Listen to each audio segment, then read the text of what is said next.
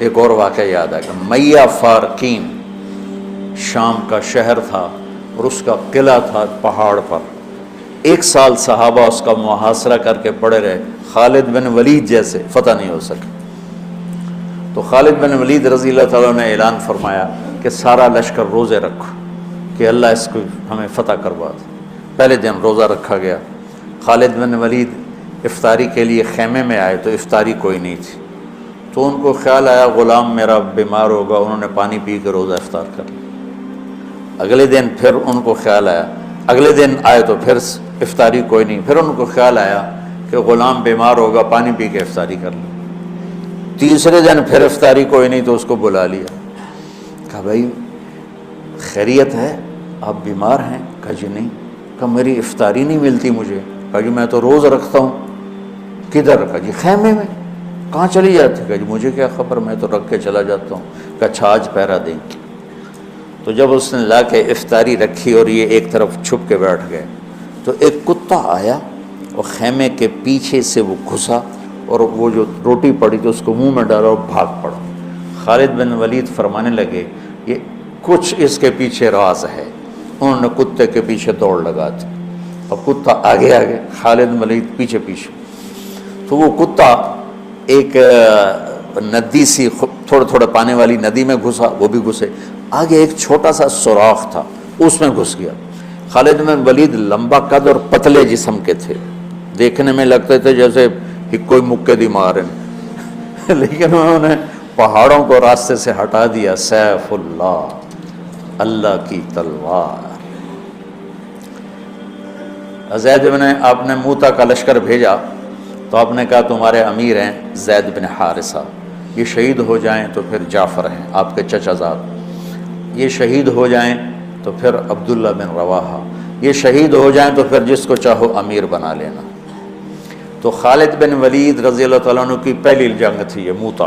اسلام لائے اور یہ جنگ پیش آ گئی، صلح حدیبیہ کے بعد کی بات ہے.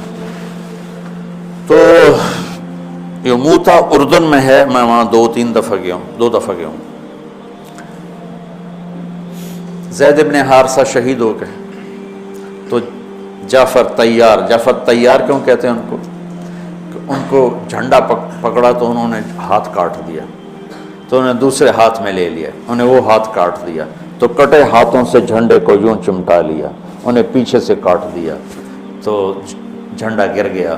تو اللہ کے نبی مسجد نبوی میں بیٹھے ہوئے تھے اور فرما رہے تھے زید آگے بڑھ رہا ہے اور قتال کر رہا ہے اور وہ قتل ہوا اور وہ گیا جنت میں.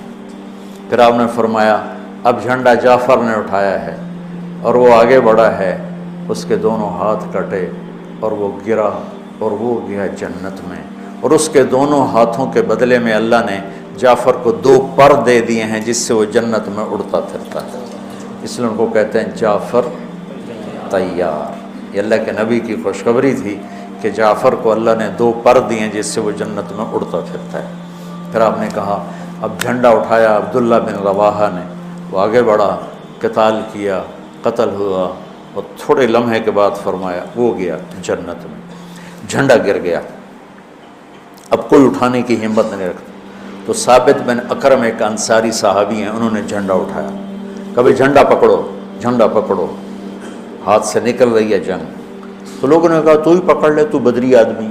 ثابت بن اکرم بدری صاحب، کہا بھائی میرے بس کا نہیں ہے، کسی اور کو پکڑاؤ. تو افرا تفری میں کس کے منہ سے نکلا خالد کو پکڑاؤ، وہ نہیں پتہ چلا، شور شرابہ تھا.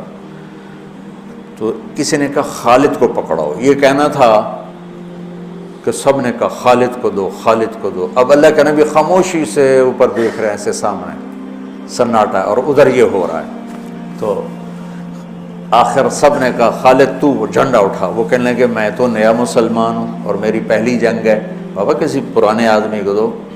تو سمجھ گئے تو ہی لے.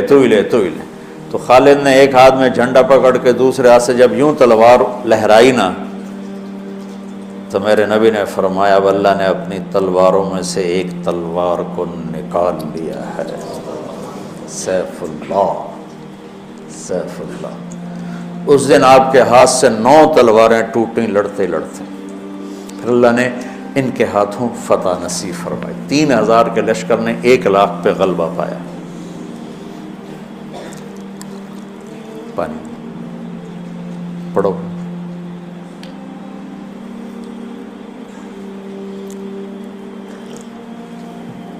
تو وہ اس سوراخ میں گھس گئے تھے، پتلے تو چلتے رہے سے رینگتے وہ سوراخ قلعے کے اندر جا کے کھلا۔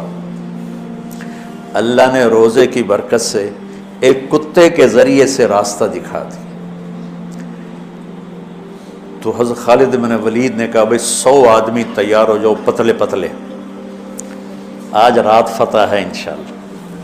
تو ان کو لے کے گھسے، صرف 88 اندر جا سکے، 12 ذرا تھوڑے سے ہیوی تھے وہ نہیں گھس سکے، تو 88 آدمیوں کو لے کر وہ اس سوراخ میں سے رینگتے ہوئے قلعے میں داخل ہوئے اور جا کے حملہ کیا، اور اللہ نے دروازہ کھول دیا، اللہ نے فتح نصیب فرمائی۔ تو روزہ اور نماز دنیا اور آخرت کے کام بنانے کا وسیلہ اور ذریعہ ہے، اگر ہم اس کو یقین کے ساتھ کریں۔